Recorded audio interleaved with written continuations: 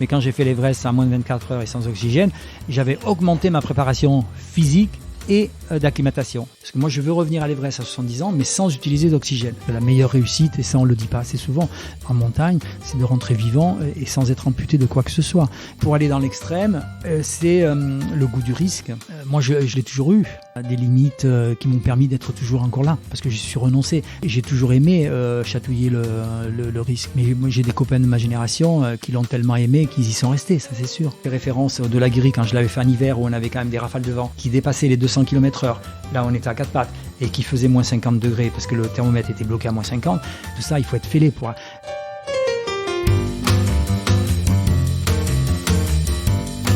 Il y a des personnes autour de nous qui ont des parcours atypiques. Salut, je suis Frédéric Azoulay et je suis heureux de vous retrouver sur ce nouvel épisode de La Combinaison. L'idée de ce podcast est de rencontrer des personnalités qui ont eu des destins exceptionnels dans leur domaine.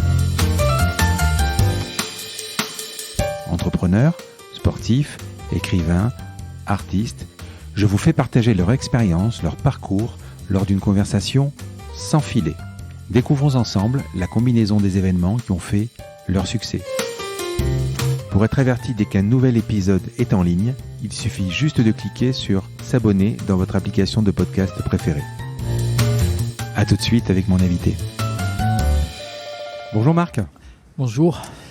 Alors j'ai le plaisir d'accueillir Marc Battard, un alpiniste mondialement connu. Marc, en 1988, tu as escaladé l'Everest, 8848 mètres en 22 heures et 29 minutes. L'exploit, c'est que c'est sans oxygène et en solitaire. Un record jamais égalé depuis. Tu es d'ailleurs dans le Guinness des records. On t'a consacré plusieurs reportages, films, livres. J'ai lu 2 livres passionnants qu'ont écrit Frédéric Thiriez, le fils de l'Everest, et Nathalie Lamoureux, l'Everest en partage. Je conseille les 2, je mettrai les liens sur le podcast. Ce qui est incroyable, Marc, c'est qu'on a lutté pour se voir. Ça fait quand même la 3e fois qu'on essaye de faire cette interview. On a essayé de le faire à distance. Et puis l'Internet, pendant le confinement, était manifestement pris par Netflix, etc. Et puis là, on se voit dans un bar. Il y aura peut-être un tout petit peu de bruit. Marc, je voudrais que tu me parles de tes débuts. Tu es né dans le Lot, c'est bien ça? Et tu as débuté l'alpinisme à 18 ans. Alors, je suis né dans le Lot-et-Garonne, exactement, à Villeneuve-sur-Lot. Mais j'ai vécu surtout à Montflanquin, un petit village magnifique, avec un nom prédestiné, puisqu'il y a Mont. Oui. Et voilà. Et puis l'alpinisme, j'ai découvert à 18 ans. Tu as toujours été attiré par le sport. Pourquoi l'alpinisme? Est-ce que tu avais les montagnes en face de toi? Non, pas du tout. Mes parents étaient sportifs, donc ils nous incitaient au sport. La montagne, non, je l'ai découvert par hasard, puisque j'étais un adolescent en difficulté. Je me suis retrouvé à Luchon, dans les Pyrénées, dans une école du bois, à Montauban exactement. Et c'est là que j'ai découvert la montagne. Ça m'a plu, j'y suis allé surtout pour me sauver en fait, parce que j'étais mal dans ma peau, j'étais dans un moment de l'adolescence extrêmement difficile en fait, et c'est pas pour rien que mes parents avaient beaucoup de mal avec moi. Et à Luchon, finalement, les profs de gym avaient vite découvert que j'aurais pu faire un champion de 5000, 10 000, je sais pas, mais en tout cas, ça m'intéressait pas, la compétition ne m'intéressait pas, et par contre ça m'intéressait d'aller dans la nature, pour m'éloigner des autres et puis de me dépenser. Et là, ça a été la passion. Dans le film qui t'est consacré, L'homme qui revient de haut, de Gilles Perret, là aussi, je me suis vraiment régalé sur ce film. C'est un beau film, ouais. Tu décris, donc, tu viens de le dire, une enfance difficile, mal à t'accepter, ton nom, tes oreilles décollées, un certain mal-être avec les filles. C'était une période vraiment difficile? Oui, j'étais mal. En fait, j'avais tout pour aller bien parce que j'étais conscient que j'étais mignon, que j'étais pas bête. Il y avait plein de choses. On n'était pas riche, mais on n'était pas malheureux. Mais ce mal-être, personne ne pouvait m'aider à le maîtriser. Et c'est certainement à cette période-là que ça a été le plus dur. Après, j'en ai vraiment pris conscience après. Donc, on en parlera peut-être après. Mais en tout cas, et la montagne, souvent je le dis, la montagne m'a sauvé parce que c'est vraiment un endroit où j'ai pu vraiment me dépenser. Comme la nature m'a donné une condition physique hors de la moyenne, alors que j'étais passionné par la peinture. Donc j'étais passionné par l'art et la peinture en général.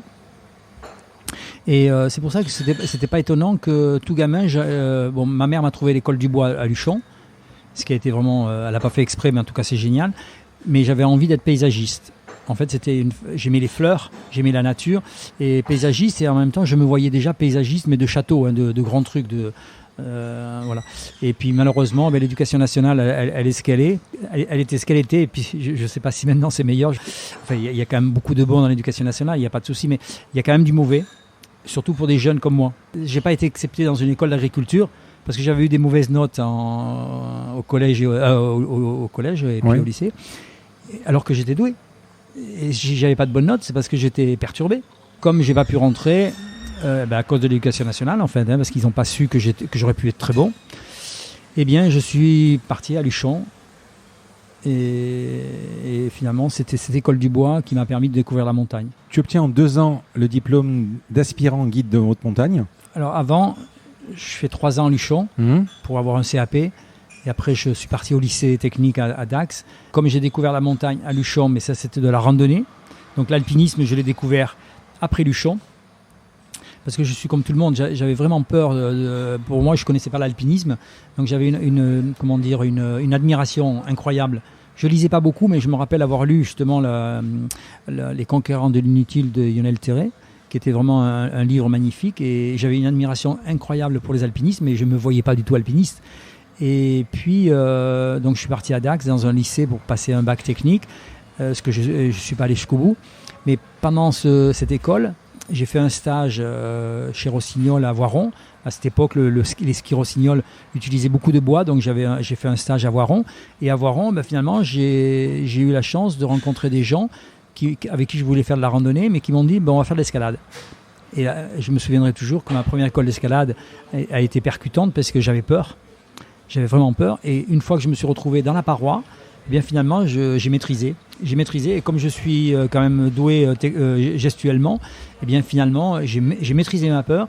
Et comme j'avais de la résistance, plus de la souplesse, j'ai découvert que c'était mon truc. Alors, tu parles d'escalade, de l'alpinisme ou d'escalade ? Alors, l'alpinisme, c'est de l'escalade. D'accord. L'alpinisme, c'est de l'escalade de rochers, de glace et de la marche. Parce que tu dis au tout début, j'ai découvert l'escalade ou l'alpinisme. Ouais.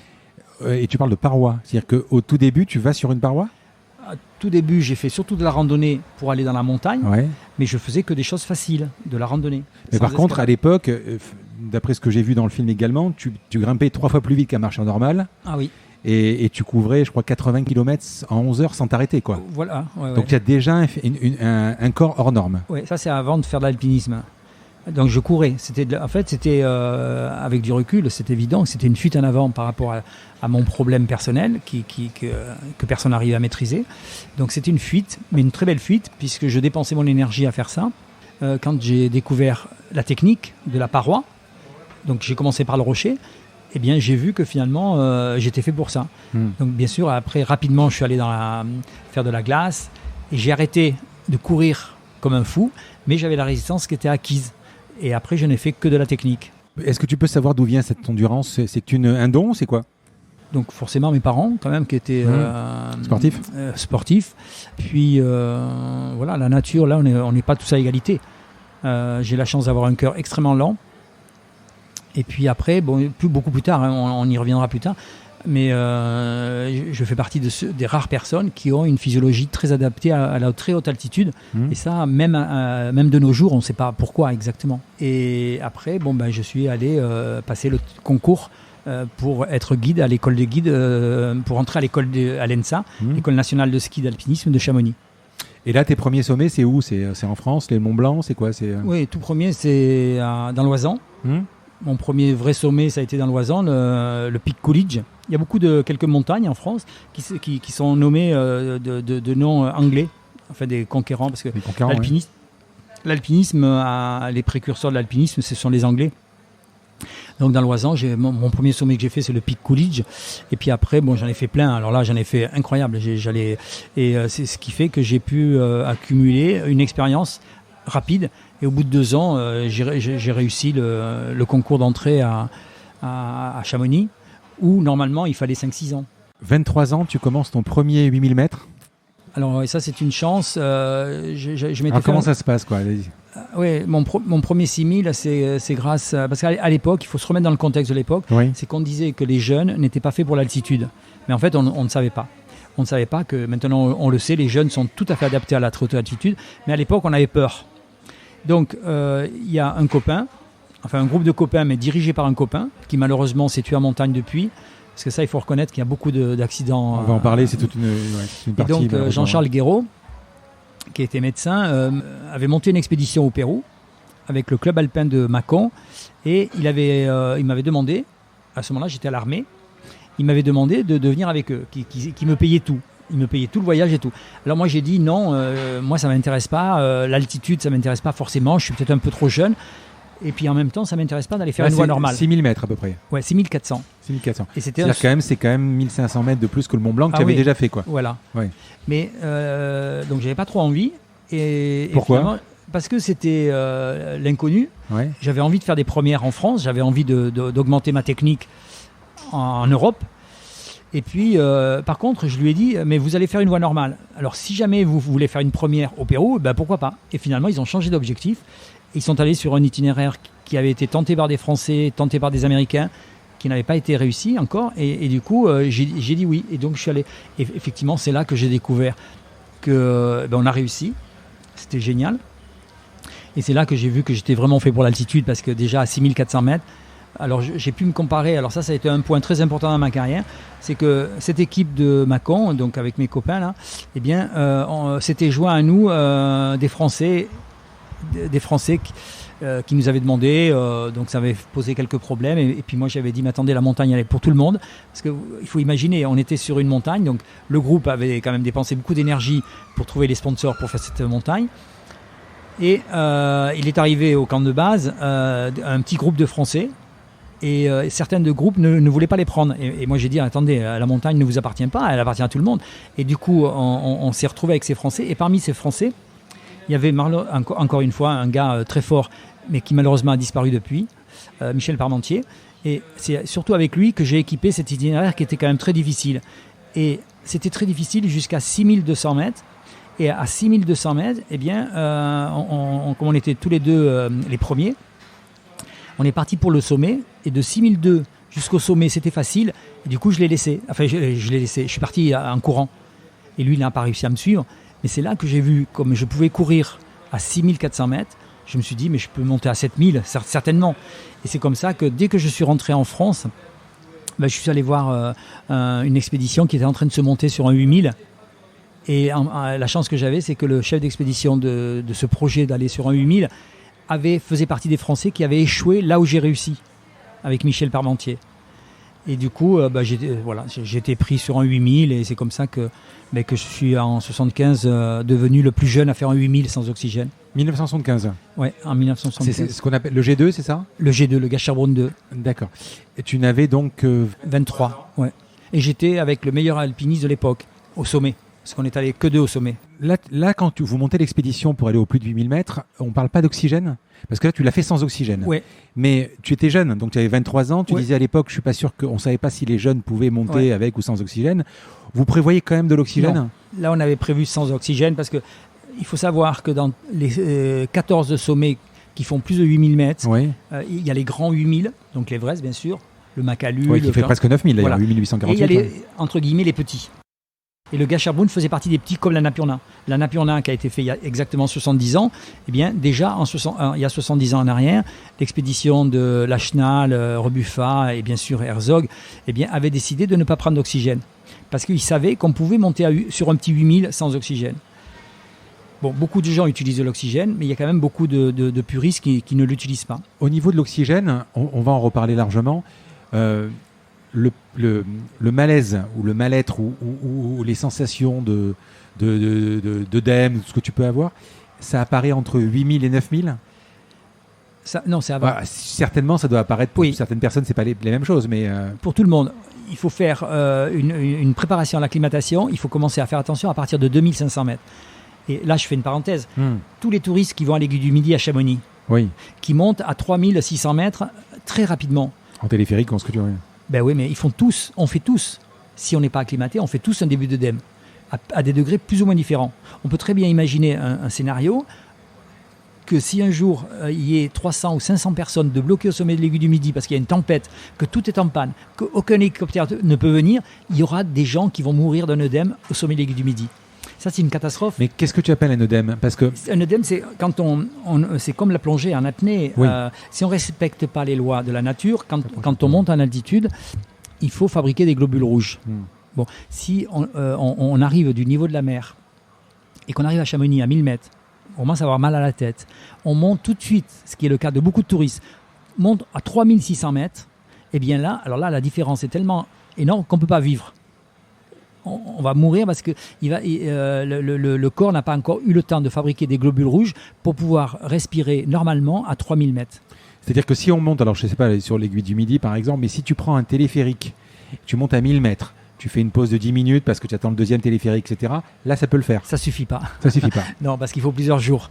Pour faire des globules, il faut plusieurs jours. Alors, il y a des médecins qui seraient plus habiles que moi pour en parler, mais grosso modo, c'est quand même ça. À partir de 2000 mètres, il faut commencer à monter, grosso modo, 4 ou 500 mètres par jour maximum. Donc, à partir de 2000, 2000 ou 2500 mètres. Donc, on monte 400, 500 mètres, on passe une nuit, on repasse une deuxième journée, on monte à 400 mètres plus haut, voilà. Et ça, c'est l'acclimatation. Donc, pour faire un 7000 ou un 6000, enfin, il faut... mettons l'Everest, en gros, il faut 3 semaines en général. Voilà. D'accord. Alors, il y en a qui... moi, je m'acclimatais plus vite que la moyenne, mais... moi j'ai toujours pris quand même de la sécurité enfin on en reparlera peut-être plus tard, mais quand j'ai fait l'Everest à moins de 24 heures et sans oxygène, j'avais augmenté ma préparation physique et d'acclimatation. J'avais fait le maximum. D'ailleurs, vous avez des caissons de hyperbares portatifs. Alors ça c'est pour la sécurité. Ouais. Ça c'est pour la sécurité. Ça vient de la marine, ça vient même de la Comex. Ouais. Parce que moi au début quand j'étais guide on ne l'utilisait pas. C'est arrivé dans les années 85 par là. Alors ça a été quelque chose de très très bien, mais comme moyen de secours. Quand quelqu'un faisait un œdème, l'idéal c'est quand même d'avoir des bouteilles d'oxygène, mais ce caisson, ça permettait de mettre quelqu'un qui était malade, de le mettre dans le caisson et de le remettre à une altitude moindre, donc comme on veut, et ça lui redonne de l'énergie, ça lui permet de redescendre, parce que le seul moyen de lutter contre l'œdème, c'est de redescendre. Mais quand on est pris par un œdème en montagne et qu'on ne peut pas revenir à une basse altitude rapidement, là ça devient catastrophique si on n'a pas de l'oxygène ou ces caissons. Marc, on va parler de l'Everest. Avant que tu nous décrives cette ascension, j'ai une question. Il y a 14 sommets dans le monde de plus de 8000 mètres. Tu n'as pas fait l'Everest en premier ? Non. Après cette expédition du G2, tu as fait quoi d'autre comme sommet ? Alors, déjà, quand j'ai fait le G2... Je te pose la question, excuse-moi, je te coupe, je te pose la question parce que j'ai l'impression, je me trompe peut-être, j'ai l'impression que l'Everest, c'est pas le sommet le plus compliqué. Non, mais c'est pas... en fait, c'est une fausse idée qu'on se fait. Oui, c'est une fausse idée parce que sur l'Everest, si on parle de la voie normale de l'Everest et la voie normale du K2, la voie normale du K2 est plus difficile. Bon, mais si on prend une voie dans l'Everest, il y a des voies très difficiles. Donc à ce moment-là, l'Everest reste le sommet le plus difficile si on passe par un endroit difficile. Il est difficile par l'altitude et il est difficile si on choisit une voie difficile. Mais si on ne parle que la voie normale, la voie la plus facile pour accéder au sommet, à ce moment-là, c'est le K2 qui est plus difficile. Quoique maintenant, sur le K2, il y a des cordes fixes tout le long, ce qui fait qu'il n'y a plus beaucoup de difficultés. Et une corde fixe, c'est quoi ? Ce sont des cordes statiques de montagne. En métal ou en quoi ? Non, en nylon. Extrêmement résistantes, bien sûr, qui sont posées pour permettre aux alpinistes de faire des va-et-vient en toute sécurité. Et plus il y a d'expéditions, plus il y en a en place. Et malheureusement... Qui les pose les premiers de cordée. En fait, il y en a tellement en place, quand les expéditions reviennent, ils utilisent les points d'ancrage des expéditions précédentes et ils n'ont que à rajouter des cordes propres. Neuve. Mais quand par exemple tu as une corde qui peut, mettons, s'user par le temps, vous allez que changer que la corde, vous allez tout changer Alors quand une expédition revient pour une nouvelle saison de montagne, que ce soit à l'Everest ou au K2 ou tout ça, eh bien ils vont retrouver l'ancien matériel, parce que certaines expés récupèrent un peu mais pas beaucoup. Donc ils retrouvent les cordes usées par les tempêtes de vent, le froid et tout ça. Ils vont retrouver les pitons qui sont en place, donc ils recontrôlent les pitons et ils changent les cordes, ils mettent des cordes neuves ou ils rafistolent. Et puis ceux qui sont courageux et consciencieux, ils redescendent dans les anciennes cordes, mais ça se fait pas beaucoup quand même. Donc ce qui fait que sur les voies classiques, sur les 8000, il y a beaucoup de cordes. Alors combien de 8000 mètres avant l'Everest ? Alors donc quand j'ai fait ce premier 8000, j'étais tellement enthousiaste. Et en plus, je pouvais me comparer à Yannick Senior qui était le meilleur de l'époque. Et moi, la nature m'a donné plus de facilité que lui. Donc tout de suite, j'avais contacté Alors ça, c'est un souvenir pas très très bon en fait. À ce moment-là, Pierre Mazot qui était ministre de la Jeunesse et des Sports, était en train de préparer la première ascension de l'Everest pour les Français. Les Français n'avaient pas encore fait l'Everest. Donc moi, je me suis présenté. Et puis malheureusement, comme je ne faisais pas partie des petits copains de Pierre Mazot, il n'a pas daigné de me prendre. Voilà. Mais je suis un peu déçu pour un ancien ministre des Sports. Parce que quand on a vraiment un esprit sportif en tant que ministre, on ne fait pas ce petit mélange de copinage. Et en fait, j'ai compris bien longtemps après que l'expédition à l'Everest de Pierre Mazot, c'était surtout personnel, une campagne qui lui a permis de faire de la politique et tout ce qu'on veut. Mais ce n'était pas sportif sur le plan sportif. Et donc combien de sommets avant le... Alors, du coup, comme j'étais déçu de ne pas avoir été pris pour aller faire l'Everest, j'ai voulu refaire un 8000. J'ai pas fait le sommet. Et puis après, j'ai arrêté. Je faisais que mon métier de guide. Et c'est en faisant mon métier de guide que j'ai eu des clients, des Auvergnats en particulier, qui m'ont engagé pour faire un 6000. Après, j'ai fait un 7000 avec eux. Et après, on a fait un 8000 en hiver. Et c'est comme ça qu'en faisant le Delaguérie en hiver, alors là, on était beaucoup aidé financièrement par le papa d'un de mes clients qui était le grand et très célèbre trompettiste Maurice André. Donc c'est sûr que comme Maurice André, son fils venait avec nous, parce qu'il était très fort son fils, et qui malheureusement, encore un qui est mort en montagne, dans une avalanche. Et Maurice André, est devenu vraiment un mécène.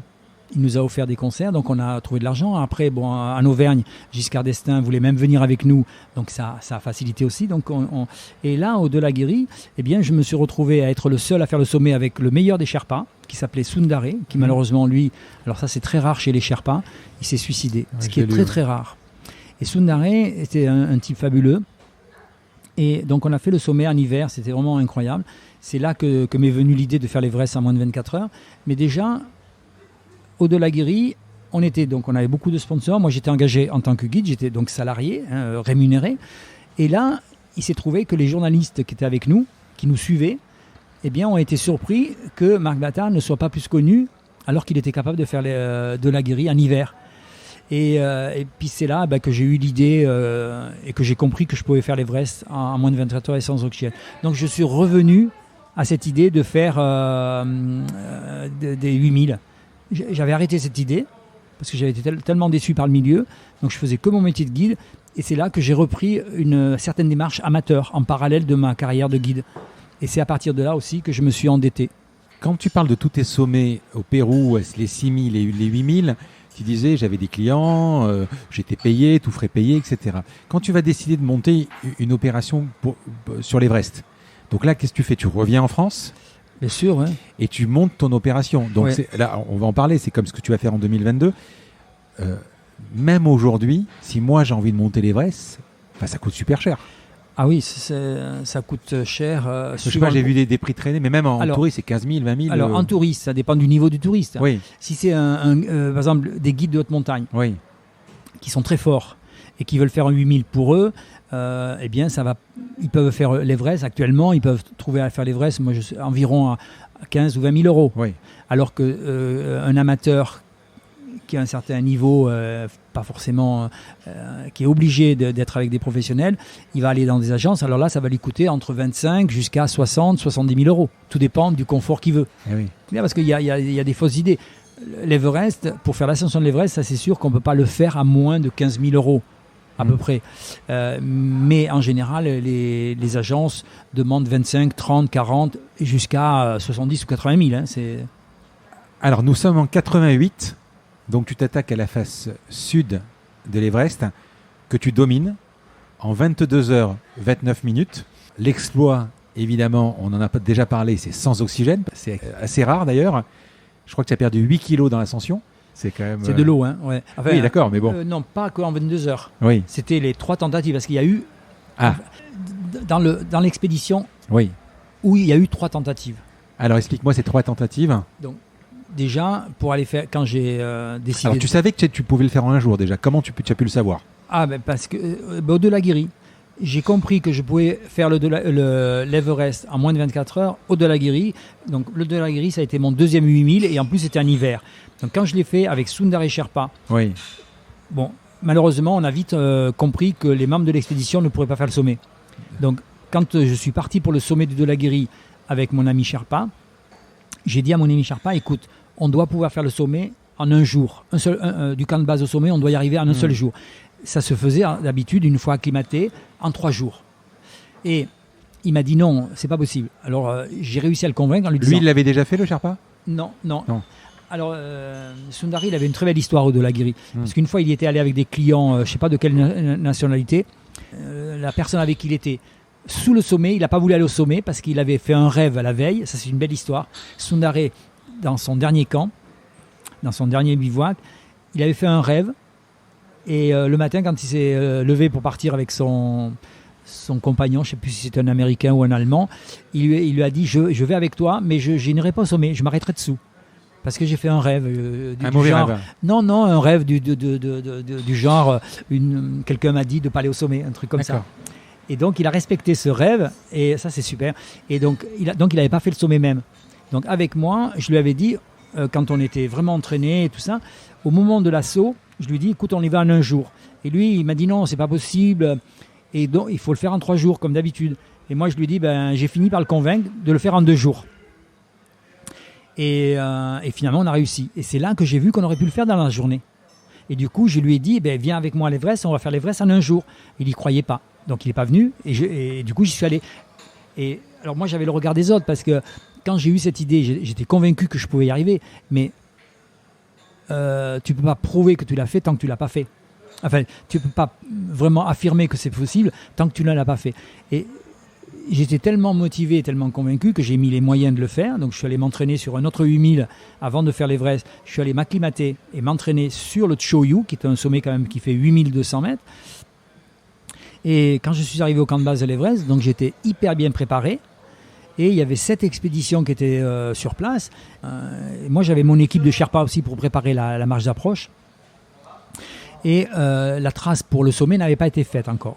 Mais quand les Américains, donc une des 7 expéditions, c'était des Américains, et quand les Américains, j'ai appris que les Américains étaient montés jusqu'à 7700 mètres à peu près, 7005, et que la neige était dure, donc je me suis dit, je peux partir tout de suite. Et je suis parti, et j'ai fait une première tentative. Et la première tentative, donc j'ai des amis Sherpa que j'avais engagés qui m'ont suivi, mais quand j'ai dépassé l'endroit le point extrême qu'avaient atteint les Américains, finalement, plus je montais, plus la neige s'enfonçait. Ce qui fait qu'à 8000 mètres, au col sud, j'ai décidé d'arrêter pour redescendre, pour attendre que la trace soit faite. Donc je suis redescendu et en fait, je suis remonté trop vite. Je suis remonté en compagnie de deux amis Sherpa. Et il y en a un qui s'est arrêté à 8000 mètres et puis il y en a un qui s'est arrêté à 8200 mètres. Parce qu'ils étaient pas assez acclimatés. Et donc, à partir de 8200 mètres, finalement, je suis allé vers le sommet que j'ai presque atteint, mais où j'ai fait la trace. Mais où je me suis complètement... Et j'aurais pu aller au sommet, mais j'aurais peut-être pas pu redescendre. Donc, ça, c'est le plus difficile et le plus beau. Je suis redescendu. Et quand je suis redescendu, j'étais fatigué, mort, et j'avais plus envie de remonter. Parce que pour moi, j'avais réussi. C'est ce que je raconte dans mon premier livre, justement, qui s'appelle Le Sprinter de l'Everest. Mais heureusement que j'étais bien entouré, et notamment les New-Zélandais. Et dans ces New-Zélandais, justement, il y avait Rob Hall, qui n'avait pas encore fait l'Everest et qui malheureusement finira mal, puisque c'est lui qui a été dans la tragédie, la fameuse tragédie à l'Everest en 96 ou 98, je ne sais plus, où il y a eu tant de morts et où il y a un film qui a été fait justement sur Rob Hall, sur la tragédie. Mais ce Rob Hall, qui à l'époque n'avait pas fait l'Everest, eh bien, quand il m'a vu après ma deuxième tentative, où j'étais presque allé au sommet, lui et tous les autres, en fait, les Coréens, les Français, tout le monde y croyait. Et du coup, c'est eux qui m'ont permis de ne pas abandonner, parce que j'avais envie d'abandonner. Donc j'ai attendu, mais alors là, j'ai vraiment attendu 11 jours, si ma mémoire est bonne, 11 jours pour que vraiment être sûr que la trace soit faite. Et c'est quand j'ai su qu'il y avait donc 3 expéditions qui étaient prêtes à faire le sommet, qui partaient du col sud à 8000 mètres. Donc eux, ils sont partis le matin de très bonne heure pour faire le sommet, et moi je suis parti du camp de base. C'est-à-dire que, et je suis arrivé, alors là c'est un coup de chance extraordinaire pour moi, c'est que je suis arrivé une demi-heure après eux. Ce qui fait que ça a permis d'authentifier mon record, d'avoir des témoins au sommet même. Et puis Parce aussi, qu'à l'époque, il n'y a pas de rien, il n'y a pas de GPS. non, il n'y a pas de GPS. Et alors du coup, mais par contre, ce qu'ils ont fait en 3 jours, moi je l'ai fait donc en 22h30. Et tu décris à un moment que c'est hyper compliqué les derniers mètres, des hallucinations. Alors, est-ce que ce sont des narcoses comme j'ai interviewé Morgan Bourkis, qui est un apnéiste, qui dit que l'ivresse des profondeurs. Est-ce que c'est le même genre de choses? Ce sont des narcoses Moi, j'ai pas eu l'ivresse. Il y en a qui ont eu des ivresses, enfin qui ont vu certaines choses un peu mirobolantes, enfin bizarres. Moi, non, ça m'est pas arrivé. Par contre, c'est sûr que la dernière partie de l'ascension, à ma 3e tentative, ça a été extrêmement dur. Et justement, il y a une grande scientifique qui s'appelle Véronique Billat qui m'a expliqué un peu ce qui se passait dans mon organisme. Il me dit ce qui se passe dans tes muscles quand tu marchais un quart d'heure, que tu t'arrêtais, que tu vomissais alors que tu n'avais rien à vomir et que tu repartais pendant 20 minutes. Eh bien, il me dit c'est exactement ce qui se passe dans un sprinter du 100 mètres. Mais seulement, ça ne dure que 10 secondes. Et bien toi, ça a duré des heures. Donc j'avais vraiment des vomissements alors que j'avais rien à vomir. Et j'avais des spasmes, ça faisait vraiment très mal. Et une fois que c'était passé, je repartais, j'avais de l'énergie pendant un quart d'heure, 20 minutes. Et les derniers 300, 400 mètres, je ne sais plus exactement, je les ai fait comme ça. Alors là, quand tu arrives au sommet, donc tu as l'équipe qui est là-haut, qu'est-ce que tu fais quand tu arrives à un sommet? Tu as fait l'exploit. Donc là, en plus, il y a un double exploit, c'est-à-dire que tu es monté quand même sur l'Everest. Et en plus, tu l'as fait dans un temps record et sans oxygène. Qu'est-ce que tu fais? Tu prends le temps de savourer, tu regardes, tu as un appareil photo, tu fais quoi? Alors oui, j'avais un appareil photo et puis une petite caméra qui était la plus légère de l'époque. Et j'avais anticipé de faire cette image au cas où il n'y ait personne au sommet. Donc je l'ai quand même faite parce que j'ai eu 2 images.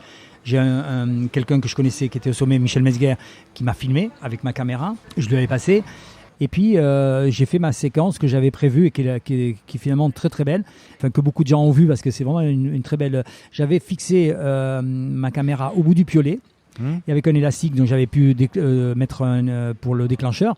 Et en ayant mon piolet à bout de bras, au sommet même de l'Everest, j'ai fait un 360 degrés. J'ai piétiné et je me suis filmé moi-même. Et tu as fait presque une perche à selfie. Ouais, à l'époque, c'était un super selfie en vidéo. Hein. Enfin, vidéo, c'est pas de la vidéo. C'était une caméra Super 8, Single 8 de chez Fuji. On va parler des montagnes. Alors, je me suis pas mal documenté parce que ce qui était sympa en lisant tes livres, c'est que forcément, j'ai pas beaucoup de connaissances. Et à chaque fois que je voyais un sommet ou quoi, j'allais sur Google ou Wikipédia pour voir à quoi ça correspondait. Et je me suis rendu compte, donc, il y a 14 sommets de plus de 8000 mètres, les 14 summits, et 100 des plus hauts sommets se trouvent en Asie. L'Italien Messmer gravit les 14 sommets. Toi, tu en as fait 4 en un an. Est-ce que tu peux dire que c'est comme une collection? Alors, justement, Reinhold Messner, qui est italien, avec un nom, puisqu'il est du Tyrol, hein, c'est pour ça qu'il a un nom germanique. Reinhold Messner, il a été le premier à avoir l'idée de faire les 14 8000. Et moi, j'ai commencé, justement, quand j'étais le plus jeune à faire 8000, c'était au même moment. Et... of course, j'avais un peu envie de me mettre dans les rangs, mais je me suis vite arrêté parce que ce que j'ai déjà dit par rapport au problème que j'ai eu avec Yannick Seigneur, que j'avais arrêté. Donc j'étais bien parti. Et comme le dit aussi Jean-Michel Asselin, qui est un journaliste spécialisé de la montagne, qu'on peut voir dans le film de Gilles Perret, justement, L'homme qui revient de haut,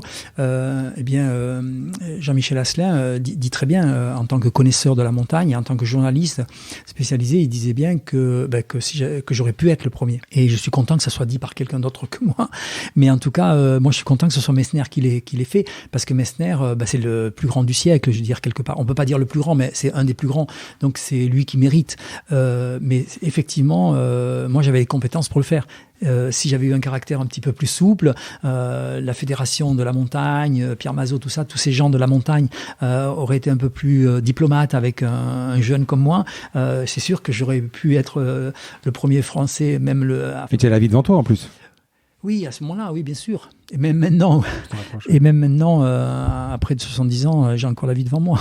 Tu en as fait combien au final? J'ai fait 6 sommets de plus de 8000. Financièrement, ça t'a coûté très cher. Oui, plus ou moins, parce qu'on trouve quand même des partenaires, surtout quand on a une certaine reconnaissance, mais c'est quand même, ça coûte, oui. Et puis moi, comme je refusais un certain nombre de sponsors, je me suis quand même pas mal endetté. Mais moi, je suis quand même content d'avoir fait tout ça. Mais pourquoi j'ai arrêté? Parce que ça s'est raconté dans un livre qui s'appelle La sortie des cimes. Quand à 47-48 ans, j'ai compris qu'est-ce qui me faisait courir. Donc j'ai totalement arrêté, je me suis remis à la peinture, et puis j'ai arrêté. Voilà. Et là, exceptionnellement, depuis 2 ans, je reprends parce que j'ai cette idée de faire l'Everest à 70 ans. Mais... On va en parler. 2022, donc réitérer ton exploit. Est-ce que tu as des regrets pour des sommets que tu n'as jamais fait? Est-ce que tu aurais rêvé de faire un sommet Pas tant que ça, non. C'est sûr, j'aurais aimé faire le K2. J'envisage éventuellement d'y aller l'année prochaine, mais je risque d'abandonner et d'aller plutôt de revenir faire le Makalu, que j'ai déjà fait, pour des raisons de sécurité. Parce que le K2, c'est sûr, ça m'attire, mais en même temps, il est un peu trop dangereux. La partie finale est un peu dangereuse. Comme l'Everest, j'ai toujours fait l'Everest par la Icefall et j'y reviendrai jamais parce que c'est trop dangereux. Donc j'ai quand même été relativement inconscient pendant un certain nombre d'années de passer dans certains endroits. Qu'est-ce qui fait la difficulté d'un sommet? Les parois, les conditions climatiques Il y a tout, les altitudes, la difficulté de certains itinéraires. Il y a des sommets qui n'ont jamais été grimpés? Oui, il y a encore des sommets vierges. Dans l'Himalaya. Parce qu'ils sont impossibles. Non, tout est possible. Enfin, impossible, ça n'existe pas. Mais si, à un certain niveau. Mais non, parce que ça intéresse beaucoup moins de gens. Ça demande des moyens. En général, ce sont des sommets très retirés, donc avec des logistiques coûteuses. Bon, maintenant un peu moins parce que notamment ce sont des parties qui s'équipent là, entre l'Inde, la Chine et tout ça, il y a beaucoup de choses qui ont beaucoup changé, donc il y a des approches qui étaient très très difficiles d'accès il y a longtemps. Maintenant, c'est plus facile d'accès, mais parce qu'il y a moins de gens intéressés par ça. Comme tu avais enchaîné, par exemple sur le Guide du Midi, des 3 voies en 11 heures, est-ce que c'est envisageable de pouvoir enchaîner, alors peut-être pas des 8000 mètres, mais des très hauts sommets dans la même session? C'est-à-dire quand tu pars au Népal, en Asie, est-ce que tu pourrais imaginer où tu as vraiment besoin d'un temps de repos après énorme Alors ça a déjà été fait, pas dans la même journée comme moi j'ai fait au Mont Blanc. Au Mont Blanc, moi j'étais le précurseur. Quand j'ai fait le premier enchaînement, c'est une belle histoire. Quand j'ai eu l'idée de faire des enchaînements dans le Mont Blanc, c'est parce qu'une fois j'étais avec un de mes clients qui marchait doucement, normalement à son allure, et qui avait la pleine lune. Et c'est là que j'ai eu l'idée en me disant, à la prochaine pleine lune, je reviendrai dans le versant italien du Mont Blanc et j'enchaînerai plusieurs voies jusqu'à épuisement. Alors pour répondre à la question des plusieurs 8000, ça s'est fait déjà. Et j'aurais pu être aussi le premier parce que j'avais envie, quand j'ai fait la deuxième fois l'Everest en 90, mon idée c'était d'être au sommet du Lhotse et de l'Everest le même jour. Bon, donc si j'ai pas réussi, c'est parce que j'ai renoncé, parce que j'avais commencé à me geler. Parce que j'étais en excès de confiance, donc j'ai pris pas assez de précautions, donc j'ai commencé à me geler. Et au lieu de me geler complètement, j'ai préféré abandonner, parce que la meilleure réussite, et ça on le dit pas assez souvent en montagne, c'est de rentrer vivant et sans être amputé de quoi que ce soit. Et ça on le dit pas assez. Donc tout accident en montagne est quand même un échec, parce que c'est pas la montagne qui est dangereuse, c'est nous qui abordons une montagne qui ne demande rien d'autre que d'être tranquille. Donc c'est pas la montagne qui tue, ça il n'y a pas que moi qui l'ai dit, c'est pas la montagne qui tue, c'est les gens qui vont se tuer en montagne, c'est différent. Des 8000, oui, alors ça a été fait, il y a quand même des grands alpinistes comme Escoffier, comme même Elisabeth Rivol qui ont enchaîné quand même dans des temps relativement courts, plusieurs 8000, ça a été fait maintenant plusieurs fois. Comment tu fais pour monter une expédition? Là tu es en train d'en monter une pour 2022, alors il y a le côté argent, là tu cherches des partenaires, mais sinon... Comment tu fais? Tu repères les lieux, tu as des récits, tu peux survoler. Comment ça fonctionne? Alors l'Everest, c'est peut-être un peu connu, mais si tu devais grimper un sommet que tu ne connais pas, comment ça se passe? Oui, on se documente, on va chercher des documents, et bien sûr, maintenant, il y en a de plus en plus.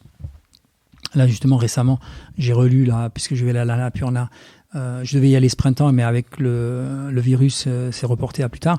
Donc, on va à l'Annapurna. J'ai relu des livres sur l'Annapurna, et notamment le livre de Herzog sur Annapurna premier 8000.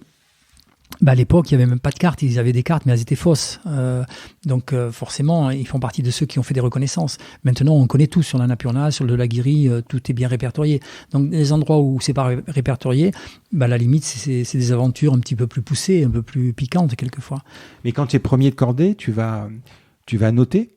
Ah oui, mais quand on va, si demain, bon là c'est pas le cas pour moi puisque je vais dans un endroit connu, mais si demain j'avais envie d'aller dans un endroit qui n'a pas été fait, par exemple un sommet de 7000 qui n'a pas encore, parce qu'il y a encore quelques sommets de 6000 et 7000 qui sont viens, si jamais je voulais, bien sûr je prendrais maximum de documentation auprès de tous les clubs de montagne qu'il peut y avoir à travers le monde. Si ça n'a jamais été fait, ça a été vu avec quoi? Avec un télescope pour voir... oui, il y a des repérages de gens, des photos, et puis maintenant... Tu peux survoler?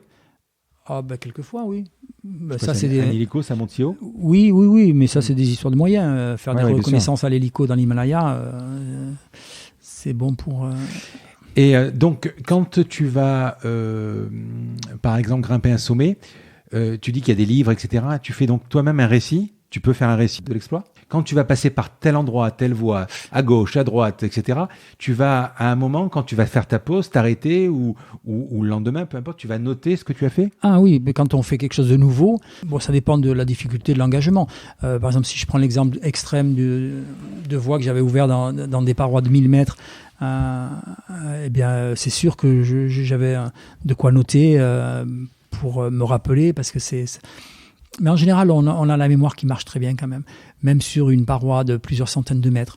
On se rappelle qu'on a fait un dièdre, donc on a des termes bien à nous, on a donc des dalles. Donc on va dire, on a fait une dalle, par exemple de 20 mètres, en telle difficulté. On passe à droite, à gauche, on va rentrer dans une fissure. Alors il y a des fines, des grosses, il y a des fissures cheminées, il y a des cheminées, il y a des dièdres, il y a des surplombs. Voilà. Donc il y a plein de termes bien précis et alors quand on fait vraiment une paroi, on répertorie ça avec beaucoup de précision. Et tu peux avoir des endroits où tu n'y arrives pas? Non. Tu arrives toujours à grimper? Oui, on arrive toujours à passer, dans la mesure où on accepte certains artifices, ce qui n'a pas été le cas de tout le monde, mais en général, c'est pas le cas. Mais moi, quand j'ouvrais des voies, je passais partout, parce que quand il y avait un endroit où c'était vraiment... où on pouvait pas pitonner, par exemple, j'acceptais de prendre des pitons à expansion, c'est-à-dire que je creusais moi-même un petit trou avec un tamponnoir et on mettait un piton à expansion. Donc tout est faisable. Quand tu dis percer, normalement tu perces quoi, avec un piolet ou... Non, en rocher, on utilise... En rocher très dur, comment tu fais? On utilisait piton, mais si jamais le rocher est trop compact, moi je faisais partie de ceux qui acceptaient d'installer un piton artificiel, c'est-à-dire de faire un petit trou et de mettre... Avec quoi tu fais un trou? Avec un tamponnoir. C'est quoi un tamponnoir? Un tamponnoir, il y a les bricoleurs qui utilisent ça pour faire des trous dans les murs de béton. On fait un trou avec. Bon, maintenant on a des perceuses à percussion, donc on fait un trou. En montagne, on pouvait le faire aussi, mais à la main. D'accord. Et il y a beaucoup de falaises qui sont équipées pour la sécurité avec des pitons à expansion. Et on fait les trous avec des perceuses à percussion. Donc tu t'es jamais dit. Par exemple, arriver à un milieu d'une paroi, je suis bloqué, j'arrive plus à monter, j'arrive plus à descendre, jamais. Non.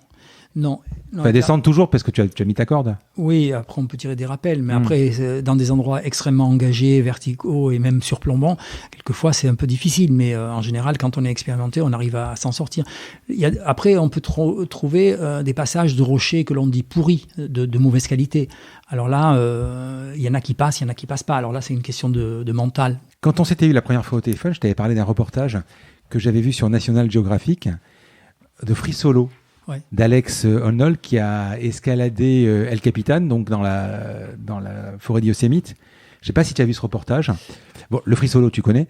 Là, par contre, ça me semble incroyable, quoi. Comment tu peux ne pas être bloqué? Non, là, il connaît par cœur la voie qu'il a fait. C'est exceptionnel ce qu'il a fait, ce gars. Mais on peut revenir en arrière sur ce qu'avait fait Patrick Edlenge, qui a été à l'origine de l'engouement de l'escalade en France et même en Europe. Je veux dire, Patrick Edlenge, il y a beaucoup de générations qui se rappellent de lui. C'était le grimpeur à main nue, qui grimpait en solo, sans corde et tout. Bon, mais c'est pas des gens, c'est pas des complètement fous. Ils ont un niveau exceptionnel. Et ils préparent leur ascension, mais après ils prennent l'engagement où l'erreur est fatale. Ça c'est clair, il n'y a pas de corde pour les retenir. Donc c'est impressionnant, mais c'est maîtrisé. Enfin, à leur niveau, à eux, c'est maîtrisé. Après, il y a notamment un grimpeur que je connais bien, alors chacun a une acceptation du risque qui est différente. Par exemple, Patrick Edenger, il faisait partie des gens quand même très prudents, malgré qu'il se soit tué malheureusement dans son escalier, dans sa maison. Mais quand il faisait du solo intégral et tout, il faisait des trucs exceptionnels en solo, mais avec une corde, il pouvait passer des trucs d'un degré au-dessus. Donc il avait une marge de sécurité. Alors qu'il y en a d'autres, comme un garçon que je connais bien, qui est le fameux grimpeur des gratte-ciels, le Spider-Man des gratte-ciels, Alain Robert. Il a une acceptation du risque qui est plus... sa limite est quand même plus petite, mais n'empêche qu'il est toujours vivant et j'espère qu'il va rester vivant le plus longtemps possible. Mais il aime... chacun a ses motivations et ses degrés de s'engager. Toujours dans l'expédition, alors moi qui connais rien à l'alpinisme, je sais ce que c'est un Sherpa. Mais ce que je ne savais pas, c'est que je pensais que Sherpa, ça voulait dire porteur. En fait, c'est une ethnie. C'est une ethnie, oui. Et à la base, ce sont des paysans, c'est ça ? Et ils ont une propension particulière à grimper ou parce qu'ils vivent là ? Non, parce qu'ils vivent là. Ouais. Les Sherpas, c'est les hommes, je crois que ça veut dire les hommes de l'Ouest, c'est des Tibétains d'origine, des gens d'origine tibétaine qui mouraient de faim dans la partie est ou ouest du Tibet. C'est pour ça qu'ils s'appellent les hommes de l'Ouest. Et ils se sont déplacés pour des raisons de famine. Ils ont passé un col à 5000 et quelques mètres à côté de l'Everest. Ils sont arrivés dans une vallée qui s'appelle le Khumbu, où il n'y avait personne. Ils se sont installés là. Donc c'est là où il y a pratiquement tous les Sherpas. Et c'est quoi ? C'est devenu... c'est devenu les porteurs des expéditions, comme les chamoniards. Quand les Anglais venaient conquérir le massif du Mont Blanc, tout ça, eh bien, ils utilisaient les porteurs locaux. Et ce ne sont que des dizaines d'années après que ces gens-là ont eu le goût de devenir des alpinistes chevronnés et de devenir des guides professionnels. Quand tu veux monter une expédition, tout le monde prend des Sherpas ? Non, tout le monde... par exemple, Messner en a pris, mais il y a une... Toi, tu en prends ? Oui, souvent, oui. Souvent, je fais travailler au maximum les gens. Et ils te portent quoi ? Donc la nourriture, la logistique. Cordes, d'accord. Déjà pour aller au camp de base. Et ensuite, justement, il y a cette notion de camp de base aussi que je voudrais comprendre. Quand tu vas monter par exemple sur l'Everest, tu pars pas de zéro, tu n'arrives pas à 8848. Tu as des camps de base, tu pars à un moment... camp de base numéro 1, camp de base numéro 2. C'est accessible à tout le monde, ça, les camps de base ? Non, pas du tout. Non. Le camp de base est accessible à... Le premier ? Le premier, c'est accessible à tous les randonneurs. Après, d'abord, il faut un permis d'ascension. Et après, ce ne sont plus des camps de base. Ce sont des camps 1, camp 2, camp 3. Alors, par exemple, ce que j'ai fait à l'Everest en moins de 24 heures, j'ai passé les camps, mais je ne les ai pas utilisés.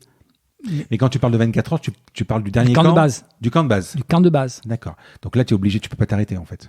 Comment si tu veux faire le 24 heures, tu es obligé de tracer direct, quoi. Tu peux pas t'arrêter. Mais en partant du camp de base. Oui, c'est ça. Voilà. D'accord, oui, non, mais tu peux pas, c'est pas 24 heures bout à bout. C'est-à-dire, tu peux pas faire de stop, quoi. Donc non, stop. Ouais. D'accord. Alors, les camps de base, il n'y a pas d'altitude particulière. C'est quoi ? C'est parce que c'est un plateau, c'est quelque chose où vous allez mettre... Oui, on choisit des endroits logistiques. Ouais. Et chaque expédition, suivant son niveau. Mais en général, les gens utilisent à peu près les mêmes camps. Il y a quoi ? Il y a de l'eau, il y a des médecins, il y a quoi ? Ah non, pas du tout. C'est quoi un camp de base ? Non, le camp de base, c'est le point de départ de la montagne. Et le camp 1, camp 2, c'est quoi alors du coup ? Ce sont des petits camps intermédiaires où les gens montent leurs provisions, leur matériel. Mais, se reposent avant de continuer ? Oui, ce sont des étapes intermédiaires. D'accord. Mais le camp de base, en général, il y a un médecin ou même plusieurs, suivant les expéditions. Et un Sherpa, ça peut, alors, à part Sundaré... Alors, le mot Sherpa, puisque effectivement Sherpa c'est devenu un nom commun, c'est plutôt porteur d'altitude. D'accord. Quand on parle en général de Sherpa, c'est les porteurs d'altitude. Et ils montent jusqu'à quelle latitude à peu près ? Ils vont souvent au sommet. Au sommet ? Oui, ils vont souvent au sommet. Ils portent les sacs, les bouteilles d'oxygène des touristes, enfin des clients. Donc ils ont une réelle compétence. C'est leur métier. Oui.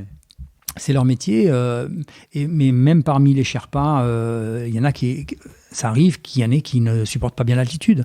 Oui. Bon, en général, ils supportent bien parce que maintenant de moins en moins, mais il y a eu encore il n'y a pas si longtemps que ça, il y avait un taux de mortalité très important dans les familles de Sherpas ou les autres ethnies de montagne, parce qu'il n'y a pas que cette ethnie-là. Ça, c'est la plus importante.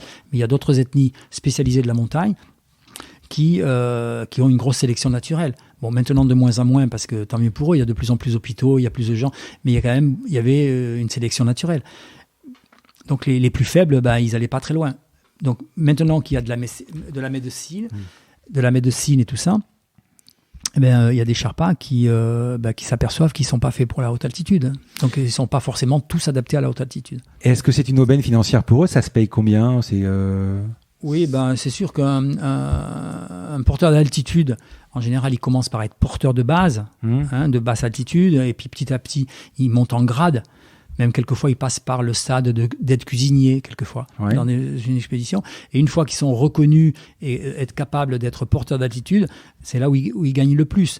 Mais ils gagnent le plus, c'est bien, mais en général, ils méritent largement ce qu'ils gagnent, parce qu'ils prennent quand même pas mal de risques. Alors que les agences, tous les intermédiaires... Mais ça se paye quoi, par exemple? Les tarifs, maintenant, je ne les connais pas trop. C'est quand même... Par exemple, un porteur d'altitude... pour l'Everest, va gagner à peu près 5 à 6 000 euros actuellement. Et pour le pays, c'est bien, non? Ah oui. Pour une montée? Oui, pour une ascension. D'accord. Et en général, même avec une prime, s'il accompagne quelqu'un au sommet. Tu disais, je rebondis sur ça, tu disais, pour cuisinier, tu manges quoi là-haut quand tu commences à... C'est plutôt des conserves ou tu as des à haute altitude, trucs ultra vitaminés? Oui, mais là, on est tous différents, suivant les moyens qu'on a. Parce que si on a une expédition où il y a beaucoup d'argent, il y a beaucoup de porteurs, donc on peut monter pas mal de choses. Justement, quand on parlait de ceux qui font l'Everest et qui vont payer 60 ou 70 000 euros l'Everest, eh bien, c'est sûr qu'il y a un nombre de porteurs qui vont leur porter des tomates, tout ce qu'il faut, je veux dire. Ça, voilà. Mais sinon, dans le côté classique de la montagne, de ce qu'il y avait avant, qu'il y a encore maintenant quand même, parce qu'il n'y a pas que les expés commerciales, eh bien, on prend des choses légères. Quand on doit porter soi-même, il y a sur le marché, il y a quand même pas mal de choses qui lyophilisées. Enfin, il y a plein de choses. Une expédition classique, si je décide, alors si j'ai les compétences, si j'ai une expédition classique pour l'Everest, par exemple, c'est combien de jours? Les agences. Alors, il y a un film intéressant qui a été fait qui s'appelle L'Ascension, qui est tiré. Il est super ce film, ouais. Un film où ils ont mis comme personnage. Le jeune de banlieue, oui. Un black, ouais. Black de banlieue, c'est tiré d'une histoire vraie, mais l'histoire vraie, ça vient d'un jeune maghrébin. Et donc, ceux qui ont fait ce film, ils ont romancé ça avec une histoire d'amour, tout ça. Donc, mais l'avantage de ce film, donc c'est un gros film très avantageux pour les agences qui font du business. Donc ça, c'est pas très positif. Ça, je suis assez contre, parce que ça montre qu'effectivement, ce film, ça montre que quelqu'un qui a de l'argent, qui trouve de l'argent, et il suffit de trouver une agence pas très honnête qui dira, oui, vous pouvez venir, il n'y a pas de problème. Donc il s'intéresse qu'à l'argent du client. Une agence sérieuse va vraiment demander à la personne ce qu'elle a déjà fait avant. Et s'ils sont vraiment sérieux, eh bien, il y aurait beaucoup moins de monde sur l'Everest. Parce que il y a tellement de gens motivés d'aller à l'Everest et il y a tellement d'agences pas sérieuses qui ne vont pas dire aux gens, mais vous avez très peu de chances de réussir. On ne le dit pas. Donc, il y aurait beaucoup moins de monde. Et donc, ce film montre très très bien ce petit jeune qui n'avait jamais fait de montagne. Il va réussir parce qu'il est jeune et qu'il est motivé par un truc, mais parce qu'il a c'est une histoire d'amour, il a trouvé de l'argent. Il a trouvé de l'argent parce qu'il a fallu quand même qu'il paye une agence, qu'il a payé l'oxygène et tout ça. Mais en même temps, quand il a fallu que l'agence, par principe, l'agence lui a demandé son palmarès, et il savait très bien que s'il avait dit qu'il avait rien fait, on l'aurait pas pris. Mais donc, il a dit qu'il avait fait la Concagua, mais on lui a pas demandé la preuve. Donc, il suffit d'aller malheureusement, on peut aller faire l'Everest. Et puis l'agence, qui par principe va demander qu'est-ce que vous avez comme expérience, la personne, elle va dire je suis à la Concagua, mais en fait la personne avait menti parce qu'il n'avait jamais, dans cette histoire de film, voilà. Donc, mais ce film-là, alors c'est très intéressant pour le business, pour ceux qui font du business, ça c'est sûr, c'est un film fabuleux pour eux. Mais par contre, pour le grand public, ça permet de voir qu'effectivement, quelqu'un qui n'avait jamais fait de montagne peut faire l'Everest, parce que c'est pas hyper facile, c'est quand même dur, on le voit dans le film. Il a même fait une école de cramponnage, il n'avait jamais chaussé des crampons pour marcher sur la glace, il a fait ça au camp de base. C'était assez incroyable, mais c'est la vérité. Qu'est-ce qui te décide de faire une ascension solitaire ou à plusieurs? Parce que quand tu te retrouves, on va en parler, quand tu te retrouves à partir, alors je sais plus l'heure, mais je crois que l'Everest, tu pars quasiment à 18h ou 19h, c'est ça? Oui, j'étais parti vers les 17h, mais là j'avais fait un compte à rebours. Donc tu vas y passer la nuit. Oui, alors ça d'accord, mais même sinon, qu'est-ce qui vous fait que vous allez passer la nuit? Tu préfères peut-être escalader la nuit que le jour? Non, j'avais fait un compte à rebours pour être au sommet. Mais sinon, si tu dois escalader aujourd'hui à 8000 mètres, tu peux partir le matin ou tu préfères partir la nuit ou Je calculerai par rapport aux conditions de la montagne. Ouais. Ça, je vais décider sur place. Partir seul ou à plusieurs. À seul, on va au maximum de ses capacités. On n'est pas freiné par quelqu'un ou on ne ralentit pas quelqu'un. Donc ça, c'est l'intérêt de partir tout seul. Mais moi, j'aime bien grimper avec... c'est pour ça que j'ai beaucoup aimé mon métier de guide. Ou même un amateur, j'aimais bien faire corder avec des copains. c'est plus sympa. Ouais. Oui, La descente, elle est aussi, elle peut être aussi compliquée que la montée. La descente, oui, ça dépend par où tu redescends surtout. Oui, mais les descentes, c'est souvent là qu'il y a les accidents. La descente, c'est souvent, s'il n'y a pas assez d'anticipation, il y a beaucoup d'accidents qui arrivent à la descente parce que les gens ont été tellement humiliés par un projet de montée au sommet qu'ils en ont un peu oublié de garder assez de réserve et de ne pas avoir anticipé sur certaines choses, ce qui fait qu'il y a quand même beaucoup d'accidents à la descente. Je crois que tu m'as pas répondu sur monter l'expédition. Tu as aujourd'hui alors on parle pas de tourisme, hein. On parle à ton niveau, si je peux dire professionnel de la montagne. Si tu décides avec 3 copains d'aller grimper, tu as des agents spécialisés, mais vraiment pour les professionnels? Ah oui, on est obligé. Tous les professionnels sont obligés de passer par une agence pour faire un sommet dans l'Himalaya. C'est obligatoire. Et tu as un permis? Et un permis. Et tu le prends où, le permis? Dans le pays, et ils ont des services pour ça. D'accord. Oui, ça c'est. Et puis par contre, en Amérique du Sud, tous les pays ne sont pas assujettis à des permis. Mais par exemple, en Amérique du Sud, la Concagua, qui est une montagne très commerciale, le gouvernement argentin a vraiment bien fait les choses.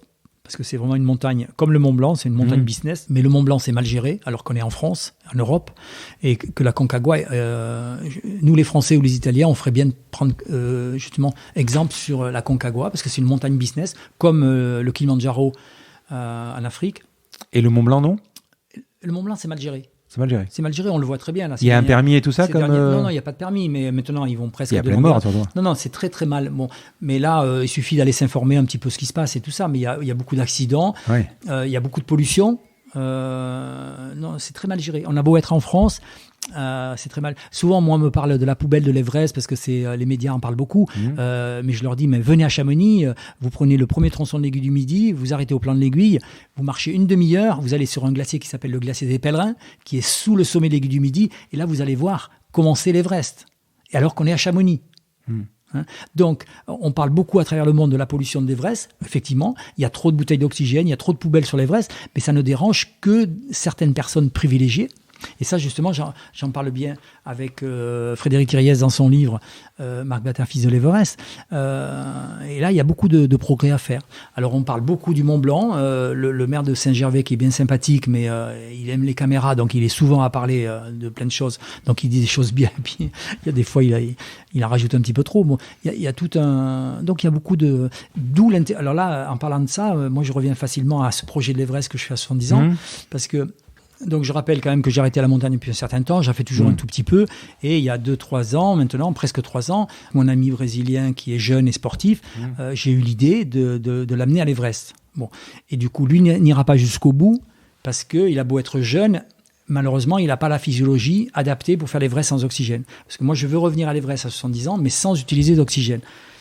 Alors bien sûr, les médias s'intéressent à ça parce que je vais battre le record du monde, mais largement, alors que ça ne m'intéresse pas. Oui. Mais je vais largement battre le record du monde de l'ascension de l'Everest sans oxygène en tant qu'âge, puisque le plus âgé qui a fait l'Everest sans utiliser de bouteille d'oxygène, c'est un Italien, un guide italien de Courmayeur, qui l'a fait à 55 ans. Donc forcément, à 70 ans, je vais largement le battre.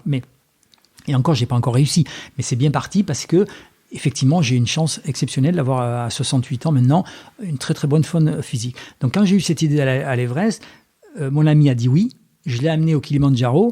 Et là, au Kilimandjaro, à même pas 6000 mètres, j'ai vu qu'il courait plus vite que moi à 2000 mètres. Mais au sommet du Kilimandjaro, il n'arrivait pas à me suivre. Denis. Oui, mais pourquoi il ne monte pas avec toi avec de l'oxygène, lui, par contre? Parce que moi, je ne veux pas. Si lui, il veut, mais ça ne l'intéresse pas. D'accord. Ça ne l'intéresse pas. Mais n'empêche que l'idée de revenir à l'Everest à 70 ans, c'est devenu pour moi un motif, un sens de vie très important, puisque ça va me donner de la notoriété, que j'ai vraiment envie d'utiliser pour certaines choses. Et donc, en particulier, donc, quand j'ai vu que Denis, il ira pas jusqu'au bout, mais c'est pas grave, il m'accompagne, il me soutient à fond.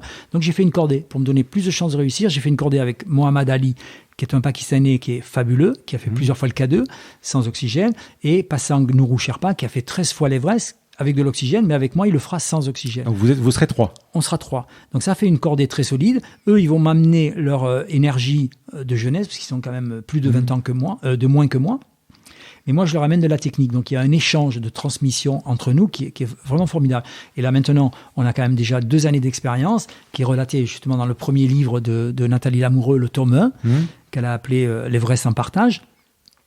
Et donc là, c'est bien parti pour l'Everest. Et en plus, j'ai trouvé suffisamment de partenaires financiers, plus un mécène, pour réaliser les ascensions préparatoires pour aller jusqu'en 2022. Mais dès le départ, j'ai voulu donner beaucoup plus de sens au projet que de faire que l'Everest que pour moi. C'est de reprendre un projet d'école de guide de très haute montagne que j'avais eu il y a bientôt 30 ans en arrière, mais que j'avais dû stopper à l'époque parce que je n'avais pas pu être assez fort contre l'omerta qu'il y a dans cette profession des guides et moniteurs de ski que je connais très très bien. On peut tous constater à travers les médias que souvent, et trop souvent, il y a des guides et des moniteurs de ski qui sont pris dans des avalanches en particulier ou qui ont des accidents en montagne. Il y en a beaucoup trop. Il y a quelque chose qui ne va pas. Donc, il n'y a rien qui avance. Alors, je prends l'exemple concret que je connais bien, c'est l'école des guides de Chamonix. Puisque je suis passé par là, j'ai même refusé d'être professeur. Eh bien, ils ont beau être la plus grande école de guides au monde, eh bien, il y a trop de guides qui se tuent, même parmi les professeurs. Mais tant que ça ? Mais oui, tant que ça, beaucoup trop. À tel point que Combien, les gens, par exemple, les noms. Non, pas les noms. Les chiffres, je ne peux pas donner de chiffres comme ça. Quoi, 1, 2, 3, 5 par an ? Ah non, c'est 2, 3 par an, largement. Quand même, oui, largement. Mais ça, je pourrais sortir des chiffres avec précision. Ouais. Mais il y en a beaucoup trop. À tel point qu'il y a déjà quelques années en arrière, le ministère qui chapeaute cette école de guide et de moniteur de ski s'était inquiété de voir qu'il y avait trop d'accidents. Trop. Et ils ont essayé de changer le système à Chamonix. Ça n'a pas marché, donc je ne vais pas rentrer dans ce débat. Mais il y a vraiment un réel problème. Il y a trop. Alors, on a beau être les meilleurs techniquement. Et alors, moi, la chance que j'ai eue, c'est que j'avais refusé, alors que j'aurais aimé être prof à l'ENSA. J'en étais même fier comme me les proposait. Mais finalement, c'est bien que je n'ai pas accepté. Parce que si j'avais accepté, il y a longtemps en arrière, d'être prof à l'école des guides de Chamonix, je serais comme eux, à me regarder le nombril, à me prendre pour la meilleure école du monde et à continuer à ce qu'il y ait autant d'accidents. Et la chance que j'ai eue dans ma carrière, c'est que quand j'ai refait l'Everest en 1990, j'étais sponsorisé en sponsoring interne par le groupe Usinor-Sassilor, qui s'appelle maintenant ArcelorMittal. Et ArcelorMittal, déjà, ils ont pris le risque de sponsoriser un alpiniste qui va faire l'Everest, bivouaquer au sommet de l'Everest pour faire 2 sommets de 8000 le même jour. Mais ils ont été enchantés de voir que l'alpiniste qui avait déjà fait l'Everest en moins de 24 heures remonte au sommet de l'Everest sans oxygène, mais qu'au sommet de l'Everest, il prend la décision de renoncer au bivouac, parce que s'il bivouac, il va perdre ses doigts. Donc, j'ai renoncé au sommet même de l'Everest. Et quand je suis rentré, eh bien, la direction générale m'a invité et m'a fait faire des conférences, et m'a invité notamment sur une conférence internationale sur la sécurité en entreprise. Et c'est là que je suis rentré dans l'entreprise pour vraiment parler et sensibiliser les gens à la sécurité. Et du coup, souvent on me disait, mais Monsieur Battard, vous faites un métier à risque, tout ça. Mais je disais oui, bien sûr, l'alpinisme c'est quand même plus dangereux que le golf, c'est évident. Mais quand même, regardez l'Everest et à d'autres moments, voilà, j'ai su renoncer, j'ai une force de ça. Donc c'est vraiment et du coup j'ai vraiment été toujours avec des coordinateurs sécurité de l'entreprise. Quand ils avaient un problème de sécurité, de comportement et tout ça, on travaillait ensemble pour qu'on fasse évoluer les choses dans l'entreprise. Et finalement, c'est grâce à l'entreprise que je me suis aperçu que moi-même, je faisais des fautes professionnelles qui sont considérées comme professionnelles maintenant. Je faisais partie des guides. Quand j'avais des adolescents, des mineurs en tant que clients, je leur imposais un casque. On était obligé de le faire. Mais moi, je ne le mettais pas. C'était une erreur. Et à ce jour, maintenant, en 2020, vous avez encore des moniteurs de ski qui vont imposer un casque à des bambinos et qui ne vont pas mettre le casque. Mais c'est incohérent. Et la profession, l'école de guide et des moniteurs de ski ne l'impose pas à 100%. Il n'y a pas que ça. Il n'y a pas que ça. Donc, alors du coup... Donc, tu voudrais faire une école là-bas? Grâce à ce projet de l'Everest en 2022, finalement, donc maintenant, d'une part, j'ai eu la chance de trouver le financement pour faire les sommets, donc c'est bien. Mais maintenant, on cherche des financements pour cette école. Bon, on en a déjà trouvé une partie, mais il faut quand même un gros financement. Elle serait où? Alors, le premier bâtiment, si on fait un premier bâtiment, parce qu'au départ, la première école sera au Népal. Mais j'ai tellement formé une équipe motivée par cette école que finalement, on est arrivé à se dire, tant qu'on n'a pas tout le financement pour faire cette école, eh bien, on va faire des stages itinérants dans les pays où il y a besoin de faire des formations.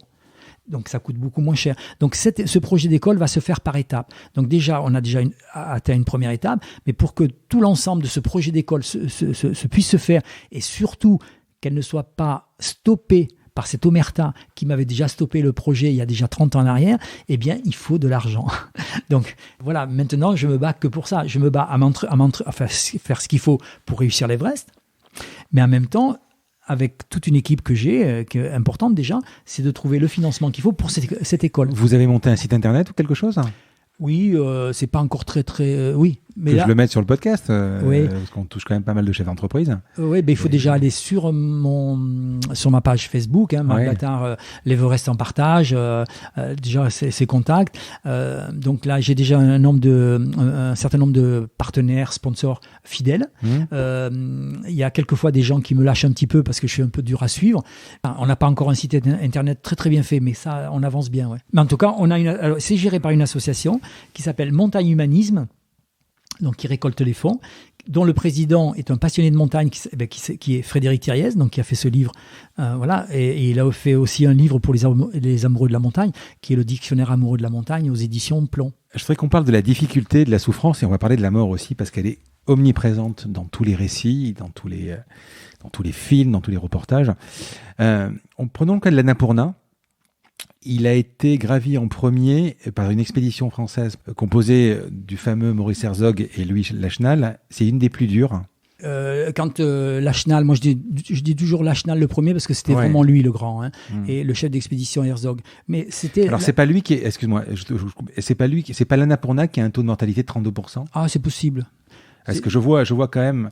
De ce que j'ai relevé, un taux de mortalité de 32%. Oui, mais alors là on rentre dans des trucs que personnellement, j'aime pas trop, parce que si tu vas un petit peu sur les histoires des montagnes, il y en a qui vont dire la montagne la plus meurtrière, c'est le Nanga Parbat, le 8000 le plus dangereux, le plus là où il y a le plus d'accidents, c'est le Nanga Parbat. Ce que je veux dire, Marc, c'est que quand tu vas monter avec des vents de 200 km/h, des moins 50, ce qui est quand même déjà incroyable pour si ça se passe dans une ville. Voilà. Là, tu es au bout d'une corde ou dans un camp. C'est une passion, l'alpinisme. Tu en parles avec passion depuis une heure, mais c'est une souffrance aussi. Oui, mais justement, de parler de la passion, bien sûr que c'est une passion.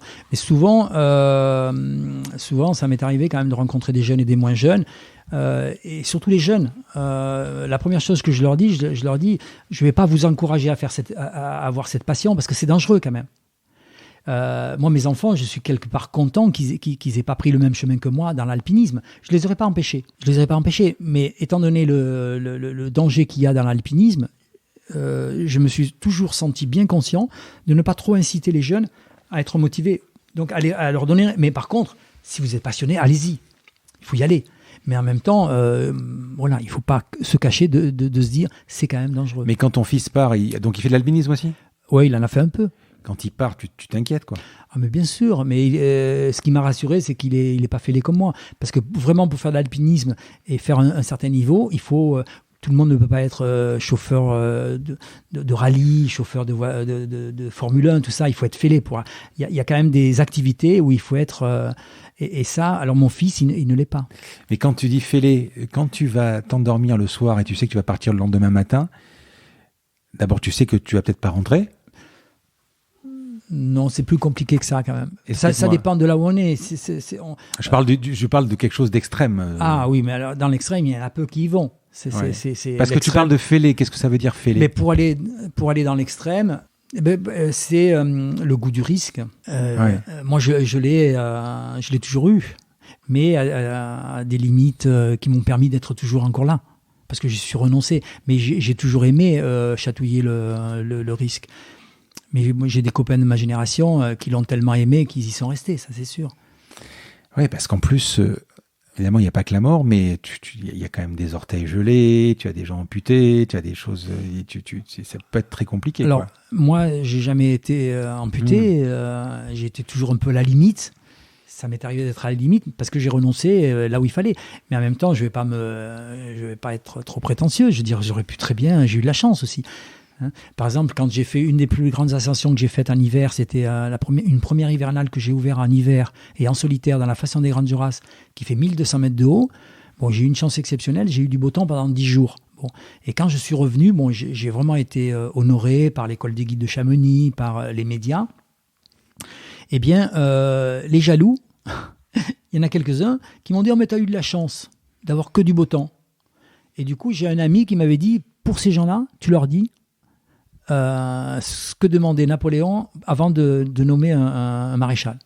La première question que Napoléon demandait, c'était « Avez-vous de la chance ?» Voilà. Donc, la chance, ça se gagne si on n'y va pas. La mort, elle est vraiment, dans tous les récits, je le disais tout à l'heure, elle est vraiment omniprésente. Je voudrais te citer une phrase de Stéphane Benoît, donc un rescapé de l'Annapurna. Il dit « On ne se confronte pas à la mort quand on y va, la mort fait partie du jeu. » D'ailleurs, il me semble qu'il y a, justement, à un moment, je crois qu'il y a même un cadavre congelé, il me semble, Georges Mallory, qui est toujours visible sur un des versants, c'est ça? Qui a été retrouvé, je ne sais pas dans quel état, mais... Ouais. Donc, je veux dire, quand tu montes et que tu vois un cadavre au loin, ça représente quoi? Quand tu vois, par exemple, Tomek, le fameux Tomek, le pauvre, qui a tenté 7 fois la cime du Nanga Parbat, surnommé la montagne tueuse, il va se tuer à 43 ans, par 50 degrés. Comment on peut tenter 7 fois, dire qu'on va y arriver, et puis finalement, ça se termine par la mort, quoi. Mais dans ce cas-là, de lui, il faut poser un plus la question à ceux qui le connaissaient. Moi, je le connaissais pas. Et puis, je ne suis pas allé très très loin dans les lectures de ce qui s'est passé en Nanga Parbat avec Elisabeth Rivol. Tout ce que je sais, c'est qu'ils s'y sont assez mal pris. Mais en même temps, j'ai cru savoir que ce Polonais avait quand même un peu des problèmes de fumer des choses. Enfin, il y avait des choses. Il y avait et moi, j'ai pas essayé. Si je voulais, je pourrais aller. Bon, mais lui, c'est un cas. On est tous des cas particuliers. On est tous des cas particuliers. Quand tu parles des morts, qu'il y en a effectivement. La première fois, j'ai vu un mort. Ça aurait pu me refroidir, ça aurait pu refroidir beaucoup de gens. Ça l'a refroidi énormément. Moi, ça m'a pas refroidi. C'est quand je suis allé à la Façon de l'Eiger avec un copain. Mais j'étais en période de désertion de l'armée, mais j'étais parti à l'Eiger en Suisse, et au pied de la Façon de l'Eiger, à la frontale, on était avec notre frontale, parce qu'on était au pied de la paroi, on commençait à grimper. Une lampe frontale. Une lampe frontale, on commençait à grimper, et on a plus ou moins trébuché dans un truc qui n'était pas un caillou, c'était un morceau de jambe d'un Japonais qui s'était tué quelques jours avant. Bon, ça aurait pu suffire. Il y en a qui auraient arrêté la montagne. Nous, on a continué. Et qu'est-ce que tu fais? Vous le laissez là? Là, ouais, tu veux pas l'enterrer, il y a de la neige. Non, et puis là, c'était un morceau de jambe. C'était un morceau de jambe. Et quand après, on a su que c'était un Japonais, il avait été récupéré et puis ils en avaient laissé un morceau. Et est-ce que tu as déjà, toi... Par contre, si ça avait été un accident récent, bien sûr, j'aurais abandonné l'ascension. Ce qui m'est arrivé justement en parlant de ça, c'est avec un de mes jeunes clients il y a longtemps, j'avais fait une voie qui s'appelait la Brunva au Mont Blanc, et puis à la sortie de la Brunva, il y a encore pas mal de distance pour aller au sommet même du Mont Blanc, et mon jeune client était fatigué, donc je lui ai fait faire une sortie, un échappatoire, et dans l'échappatoire, eh bien, à peu près 100 mètres, j'ai vu qu'il y avait quelque chose, donc j'ai compris que c'était des corps, des gens qui étaient morts. Et donc, j'ai pris la précaution de laisser mon jeune client à l'écart. Et je suis allé voir. Et effectivement, donc comme c'était sous un endroit assez exposé avec des chutes de sérac, j'ai vite récupéré le sac d'une des deux victimes qui avait commencé à être ensevelie. Parce que j'ai su après qu'ils étaient morts là depuis une semaine, qu'ils étaient disparus. Hein. Donc j'ai pris le 5 et après bien sûr j'ai cherché et j'ai trouvé le passeport de la personne et j'ai prévenu les secours. Donc et si on n'était pas passé là ce jour-là, à ce moment-là, c'était au mois de septembre, eh bien ces gens auraient disparu pendant plusieurs décennies parce qu'ils allaient rentrer dans le glacier. Est-ce que tu as déjà renoncé alors je parle pas de renoncer au sommet comme tu as fait pour l'Everest 3 fois. Hein. Est-ce que dans les études ou quand tu fais tes repérages, quand tu lis les récits, est-ce que tu te dis non, ça je vais pas y arriver, tu switches de sommet? Tu peux y renoncer en disant je vais pas y arriver là. Non, mais là je dois dire que chaque fois que j'ai choisi une première, j'ai étudié et les seules fois où j'ai pas réussi, c'était par exemple à l'Everest pour le bivouac parce que j'avais négligé mon matériel, donc j'ai commencé à me geler. Donc j'ai renoncé parce que j'avais fait une erreur de stratégie. Mais sinon, à chaque fois, j'ai préparé une première, ouvrir une voie dans une paroi et j'ai étudié et j'ai toujours réussi en fait. Parce qu'à un moment, je crois que dans les sommets des Drues, tu restes une semaine bloqué, c'est ça? Oui. Une semaine? Oui. Mais tu fais quoi une semaine? Eh ben, j'attendais, enfin je grimpais un tout petit peu, hein, j'étais dans des surplombs, je grimpais un tout petit peu. Mais tu attendais quoi, que le temps se calme? Oui. Bien sûr, mais j'avançais un petit peu quand même, mais j'étais quand même bloqué une semaine. Ouais. Et en plus, je ne pouvais pas rassurer mes enfants parce que je n'avais pas de radio. Et du coup, c'est là où j'ai compris que mes enfants avaient beaucoup angoissé et que c'est après que j'ai signé un contrat avec France Inter et Paris Match pour avoir une radio, pour rassurer mes enfants. Et en fait, cette radio, contrairement à ce que peuvent penser des gens, sans le savoir, eh bien, c'est que ça augmente la difficulté. Parce que quand on est dans une paroi très engagée, qu'on est sans radio, on est dans son élément, que personne ne peut perturber. Le plus difficile, ça a été d'être dedans. Mais quand on est dedans et qu'on a eu un problème comme j'ai eu dans les Drues, où à peu près à 2h du matin, j'ai eu un caillou qui est venu et qui aurait pu me tuer. Bon, il ne m'a pas tué, j'ai eu la chance, ça m'a juste abîmé un pied, mais quand même, j'ai eu très très peur. Donc, au lever du jour, j'avais toujours le matin, avant d'avoir un journaliste de France Inter en priorité, j'avais mes enfants. Et je disais, j'étais obligé de tricher avec mes enfants. Voilà, j'étais en radio et j'étais obligé de leur dire avant qu'ils partent à l'école, tout va bien. Et avec le journaliste, c'était la même chose. Ça aurait été bien avec les journalistes que je dise la vérité. Mais je ne pouvais pas le dire, parce que sinon mes enfants l'auraient appris. Donc j'étais vraiment piégé dans mon truc, et la radio me perturbait. Et en plus de ça, il y a des amis très proches, il n'y en avait pas beaucoup, mais il y en avait quand même, qui essayaient de me donner des conseils, alors qui perturbaient ma prise de décision. Donc il vaut mieux être seul, sans radio. Et je sais qu'il y a une grande navigatrice, ça doit être Isabelle Autissier, qui une fois avait eu un gros problème. Eh bien, c'est la même chose. Quand on est en perdition, que ce soit dans les mers ou dans une paroi de montagne, avec la radio, on reçoit des conseils de gens qui s'inquiètent pour vous. Mais en fait, souvent, ils parasitent la prise de décision. Et... En 1988, quand tu as gravi l'Everest, tu avais des radios déjà à l'époque? Oui, mais il y a un système de radio en fait dans l'Himalaya. Ça marchait beaucoup moins bien que maintenant. Mais il y avait déjà un système de radio. Ah oui, depuis très longtemps. Oui. Quand tu parles du moment où tu as reçu la pierre sur le pied, imagine que tu fasses une solitaire et que tu te casses quelque chose. Comment tu fais quoi? Ah ben là, on peut descendre. Hein. Un rappel, on peut descendre avec. Alors là, il y a. Enfin, tu peux te casser. Alors un pied, tu retrais, mais un bras. Oui, mais alors là, il faut lire un livre fabuleux qui s'appelle La mort suspendue. C'est un livre magnifique. Ouais, une histoire vraie. Une histoire vraie. Alors l'auteur, c'est un Anglais. Hein, mais La mort suspendue. Donc il y a même un film qui a été fait. Hein. Je mettrai les liens. Ouais. Donc là, ça répondra à ta question parce que c'est une histoire incroyable. L'être humain, on a des possibilités énormes. Après, il y a eu d'autres expériences. Moi, j'ai eu la chance de ne jamais avoir. Mais là, quand j'étais dans la paroi et que j'étais en difficulté, eh bien, j'envisageais de redescendre. Mais si mon pied avait été beaucoup plus esquinté, eh ben j'aurais, je pense, fait comme dans cette fameuse histoire qui s'est passée dans La mort suspendue. Mais alors c'est terrible. C'est une très très belle. Enfin non, c'est très triste comme histoire. Mais voilà, il faut. Oui, c'est un livre fabuleux. À 47-48 ans, tu t'es retiré pour te consacrer à tes enfants et tes petits-enfants. Tu reprends ta première passion, c'est ça? La peinture? La peinture. Que tu as commencé à 14 ans. Pourquoi tu t'es arrêté? Ma première passion, effectivement, c'était la peinture.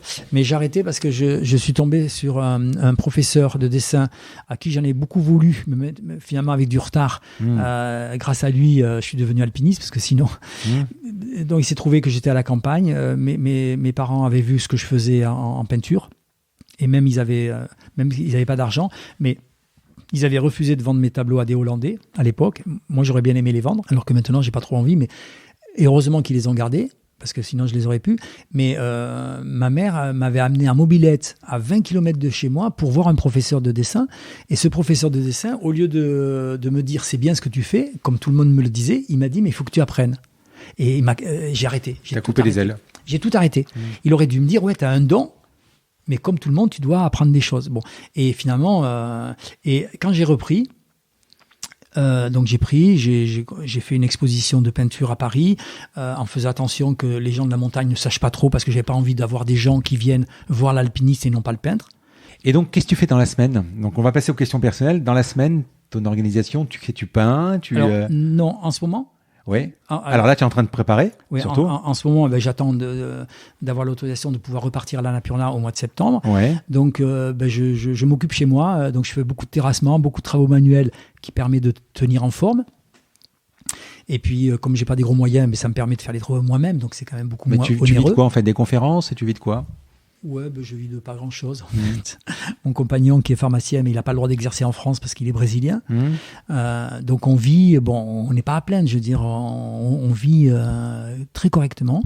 Et puis ouais, le projet principal, c'est ce retour à l'Everest. Alors, l'Everest, tu devais donc, au printemps, aller sur l'Annapurna. Oui. Tu as décalé à septembre. Voilà. Est-ce que ça signifie que l'Everest va être décalé de quelques mois? Donc, non, il y a une saison, il y a quelque chose pour monter d'ailleurs? Il y a 3 saisons. Ouais. Le printemps, l'automne et l'hiver. Non, alors l'Everest, la pire, c'est quoi? C'est l'hiver? La plus dure, c'est l'hiver, ouais. Ouais. Et donc non, l'Everest, c'est prévu au mois de mai 2022. À part s'il y a encore le virus qui sévit ou si la Chine interdit le sommet. Mais donc, entre-temps, on fait des sommets d'entraînement. On fait des ascensions à Chamonix avec mes compagnons pour faire de la technique. Donc, c'est de l'entraînement purement physique et technique.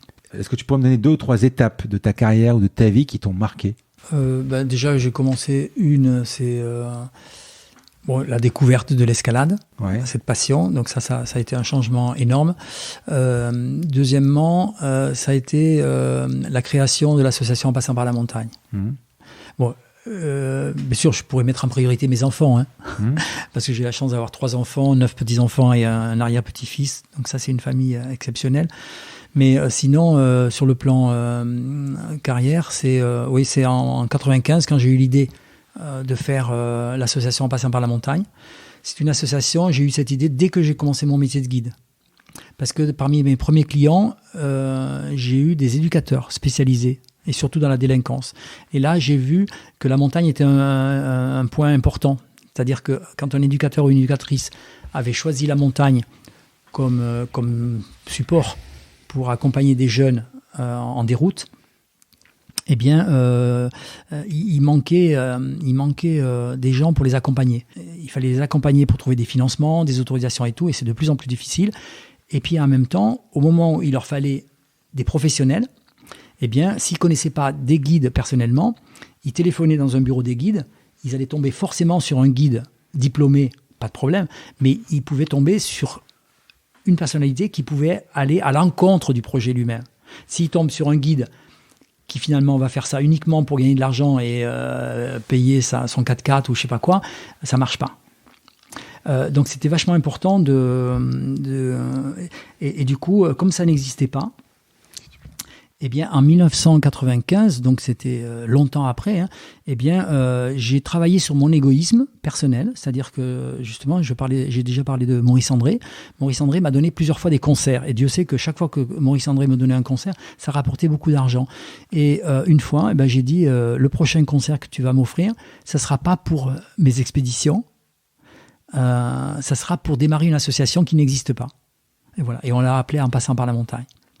Et cette association, malheureusement, a beaucoup trop de succès parce que elle a pour but d'accompagner des gens, des éducateurs, enfin en général ce sont des éducateurs, qui ont choisi la montagne. Donc on les accompagne pour trouver des financements, pour les aider à avoir les autorisations, mais surtout aussi à leur trouver les bons guides. Depuis que l'association existe, il y a plus de 10 000 jeunes qui sont passés à travers l'association. Ah, c'est top. Ouais. Qu'est-ce qui te fait le plus peur, Marc ? Ben là maintenant, j'ai pas peur parce que par rapport à ce que j'ai déjà fait et ce que je vais faire maintenant, c'est quand même beaucoup moins difficile. Au niveau de ta forme, tu n'as pas peur de ne pas y arriver ? Non. C'est bien ? Non, j'ai juste un petit peu peur, ce qui m'est arrivé avec mes compagnons, mais ça m'a permis de recadrer un peu. C'est que quand j'étais sur le terrain, et surtout à Chamonix, dans des endroits très délicats, eh bien, ayant plus d'expérience qu'eux dans la difficulté technique, j'avais retrouvé mes instincts de quand j'étais beaucoup plus jeune. Et finalement, que je le veuille ou non, j'ai l'âge que j'ai. Mais je retrouvais le truc. Et là, à un moment, c'était dans une ascension, là, il y a 2 ans, l'hiver, pas cet hiver, l'autre avant, eh bien, là, je me suis dit, attends, là, il faut faire attention de ne pas aller trop loin. Aujourd'hui, pour pouvoir aller faire ces sommets, pour t'entraîner donc pour 2022, est-ce que tu as un entraînement particulier Pas tant que ça, si. Qu'est-ce que tu fais ? Est-ce que tu fais du sport tous les jours ? Non. Et quand j'ai commencé à avoir cette idée d'aller à l'Everest, alors là, j'ai repris. J'étais à Salvador de Bahia, donc j'étais au bord de la mer. Et pendant 1 an, j'ai fait de la gym tous les jours. Donc j'allais refaire de la musculation. Bon, j'ai commencé par des tests cardiaques. Donc je suis allé voir une cardiologue. Donc tout allait bien. Et là, j'ai repris un entraînement musculaire. Mais dans une salle, et puis après j'allais à la mer. Et puis après la montagne, je suis allé au Kilimandjaro, mais c'est pas grand-chose. Mais déjà le Kilimandjaro, ça m'a permis de voir qu'à 6000, j'étais 10 fois plus à l'aise que mon copain qui a 33 ans. Donc lui, il allait très bien à 2000 mètres, mais à 6000, ça allait moins bien. Et là, tout récemment, quand j'étais à la Concagua, c'est sûr que ça m'a beaucoup rassuré parce que j'ai pas un entraînement, j'ai juste une bonne hygiène de vie, j'ai perdu un peu de poids. Mais j'ai une physiologie tellement adaptée qu'effectivement, ça s'est concrétisé l'hiver dernier puisque j'ai amené un petit groupe de trailers, de garçons qui sont très, très entraînés. Alors, c'est sûr qu'ils couraient comme des lapins à 2000, 3000, 4000, mais plus ça montait, et bien finalement, il n'y en a qu'un qui a fait 2 fois le sommet avec moi, aller-retour camp de base, et les autres, ils ont tous fait le sommet. Et puis, ce qu'il y avait de bien, c'est qu'il y avait dans le groupe, j'avais motivé un journaliste du Dauphiné Libéré qui est venu faire la Concagua avec nous. Donc, il a été témoin de ce qui s'est passé. Donc, c'est bien pour le projet parce qu'il permet de montrer au public que le vieux sprinter il est en pleine forme. Mais moi, ça m'a réconforté parce que je me suis dit, en 4 jours, j'ai quand même fait 2 fois le sommet de la Concagua, aller-retour. Mais là, en parlant de ça, Mohamed Ali, donc qui est ce Pakistanais qui a fait le K2, qui a fait le Nanga Parbat en hiver, avant de me rencontrer, il était un peu sceptique.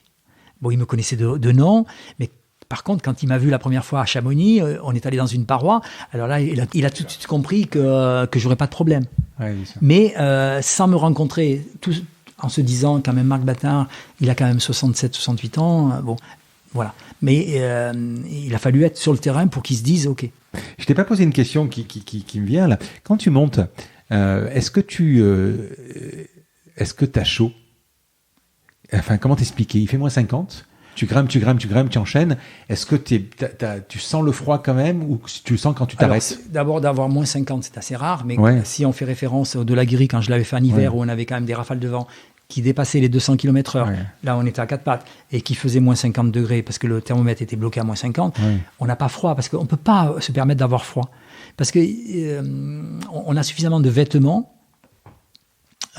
C'est quoi tu t'habilles comme là, c'est quoi la tenue des combinaisons en duvet et spécial donc que tu vas acheter et ça n'a pas beaucoup évolué depuis très longtemps. Ce qui a évolué, c'est la qualité du tissu, la qualité de la fabrication des vêtements. Donc ils sont beaucoup plus légers, mais la matière, le duvet.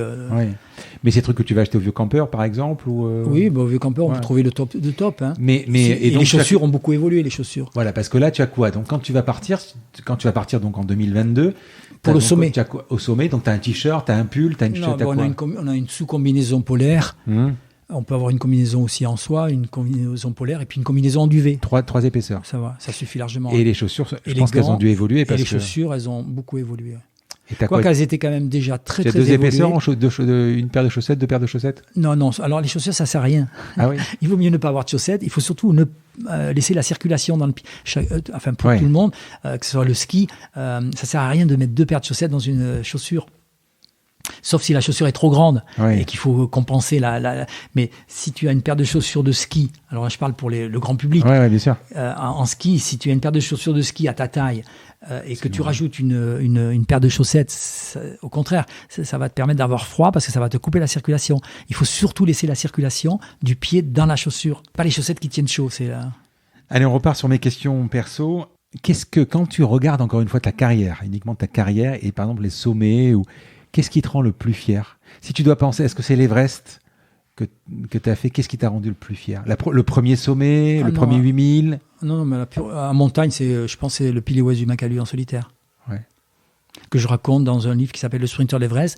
Alors, j'ai pas choisi le nom. C'est l'éditeur qui avait choisi. J'avais été obligé d'accepter, sinon on ne faisait pas le livre. Donc, ce livre-là raconte mon ascension de l'Everest en moins de 24 heures et le Makalu. Mais c'est le Makalu le plus important. Je vais te poser la dernière question, Marc. Le podcast s'appelle La Combinaison. Je voudrais connaître la combinaison, le truc pour devenir Marc Battard. Alors, c'est une tradition, cette question. Est-ce que c'est du travail, du talent, de la chance, on en a parlé tout à l'heure, de la résilience, de la persévérance, de la passion ou le tout? Oh, il y a beaucoup de choses. La passion, ça c'est sûr, la persévérance. Travail, même si je suis pas moi je suis besogneux uniquement dans ce qui me plaît, donc je suis un enfant capricieux, j'ai toujours été un peu comme ça. De la chance? La chance, oui, il faut en avoir. Oui, mais il faut la saisir, ça, il faut pas la laisser passer. Donc c'est ça les opportunités. Et puis j'ai l'impression que je pourrais rajouter avec toi de l'honnêteté. Oh, mais ça, c'est pas à moi de le dire, mais non, parce que je suis pas un enfant de cœur. Alors ça, c'est clair, parce que souvent, je passe pour un gueule, apparemment. Je passe pour un moraliste et tout, mais alors là, je m'empresse de dire, mais je suis pas du tout un enfant de cœur. J'en fais des conneries. Mais je pense que tu donnes beaucoup. Tu es quelqu'un qui donne beaucoup donner. Si tu discutes avec Denis, il va te dire, il y a des fois, on s'engueule comme des fous, parce que, mais oui. Il faut lire le bouquin de Nathalie Lamour. Donc dedans, il n'y a pas de cadeau là. C'est ça. Qui cuisine, etc. Il n'y a pas de cadeau. Écoute Marc, on a fait le tour, c'était vraiment super. Vraiment, j'ai beaucoup apprécié ce moment passé en ta compagnie. Écoute, la 3e essai, ça a été le bon, on l'a transformé. 4e, hein? Non, 4e, puisqu'on s'est délogé. Alors pour ceux qui vont... C'est vrai qu'on était dans un bar, on est parti parce qu'il y avait trop de bruit. Et on est arrivé chez un ami formidable que j'ai pas vu depuis longtemps. Voilà, écoute, et moi je vais rentrer. Merci beaucoup Marc, à bientôt. Merci à toi. Un grand merci à tous d'avoir écouté cet épisode jusqu'ici. J'espère que cette conversation vous a plu. Parlez de ce podcast à vos amis ou à vos collègues de bureau. Partagez-le le plus possible. Abonnez-vous en cliquant sur le petit bouton s'abonner dans votre application mobile ou sur votre ordinateur. Ainsi, vous serez averti dès qu'un nouvel épisode est en ligne. Je sillonne la France pour vous proposer de nouveaux invités. C'est vraiment beaucoup de travail. Ce n'est pas mon métier, vous l'avez peut-être compris. C'est une passion que je pratique en dehors de mon job. Si vous avez apprécié cet épisode, dites-le moi avec des étoiles, 5 de préférence sur Apple Podcast, anciennement iTunes, et d'y ajouter un gentil commentaire, ça me fera plaisir. Ça me permettra également de remonter dans les classements. Et puis si vous n'êtes pas Apple, c'est pas grave, parlez-en autour de vous, partagez sur les réseaux sociaux, c'est prévu sur votre application de podcast préférée. Enfin, vous pouvez vous abonner sur lacombinaison.fr pour être averti dès qu'un nouvel épisode est en ligne. Je suis Frédéric Azoulay. N'hésitez pas à me faire remonter vos remarques, vos questions, mais aussi des invités que vous aimeriez entendre. Je vous dis à bientôt.